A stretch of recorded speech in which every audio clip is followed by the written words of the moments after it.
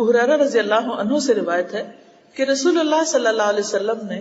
بلال رضی اللہ عنہ سے صبح کی نماز کے وقت فرمایا، اے بلال، تم مجھ سے وہ عمل بیان کرو جو تم نے اسلام میں کیا ہو اور جس سے تمہیں نفع کی زیادہ امید ہو، کیونکہ آج رات میں نے جنت میں اپنے سامنے تمہارے قدموں کی آواز سنی، یعنی خواب کے ذریعے آپ نے دیکھا۔ بلال نے عرض کیا، میں نے اسلام میں کوئی ایسا عمل نہیں کیا جس کے فائدے کی مجھے زیادہ امید ہو سوائے اس کے کہ جب میں رات یا دن کے وقت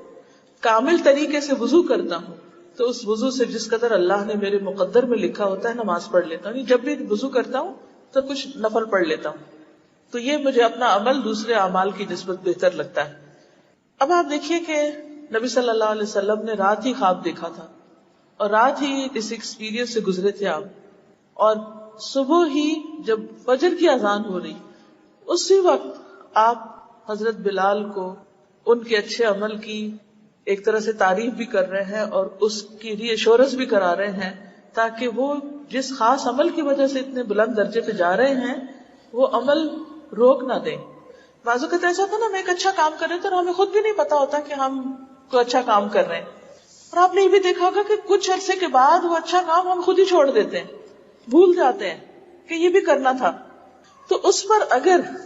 اگر کوئی ہمیں توجہ دلا دے، اور عام طور پر وہی دلائیں گے جو ہمارے آس پاس ہوں گے، جو ہمیں دیکھ رہے ہوں گے، جیسے انہوں نے ذکر کیا نا کہ میرے بچے تو چھوٹے نہیں ہیں لیکن میں یہ سارے رول جا کے اپنے ہسبینڈ پہ اپلائی کر رہی ہوں،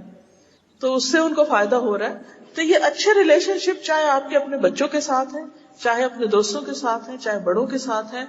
اگر کسی کو آپ دیکھیں کہ کوئی ایک اچھا کام کر رہا ہے تو اس پر اپریشیٹ کرنے میں حرج نہیں، تاکہ وہ اس کی پابندی کرتا رہے، کیونکہ انسان ہے، بھول چوک ہو جاتی ہے، مزاج میں تبدیلیاں آتی رہتی ہیں، ماحول تبدیل ہو جاتا ہے، ٹریولنگ کے دوران یا مختلف کاموں کے یا چیزوں کے پریشرز آتے ہیں ہم پر، تو ہم کچھ چیزیں جو کرتے ہیں وہ پھر چھوڑ دیتے ہیں۔ تو بنیادی قاعدہ یہ ہے کہ اللہ سبحانہ وتعالیٰ کے نزدیک وہ کام نہایت پسندیدہ ہے جو تھوڑا بھی ہو لیکن مسلسل ہو، مستقل مزاجی سے کیا جائے۔ تو بچوں کے اندر بھی مستقل مزاجی کی عادت پیدا کرنے کے لیے اگر انہوں نے کوئی کام شروع کیا ہے تو اس پر اپریشیٹ کریں کہ جاری رکھیں، اور اگر انہوں نے جاری رکھنے کے بعد کسی وجہ سے پھر بھول گئے تو آپ ان کو یاد دلا دیں تاکہ وہ اس کو ساری زندگی کے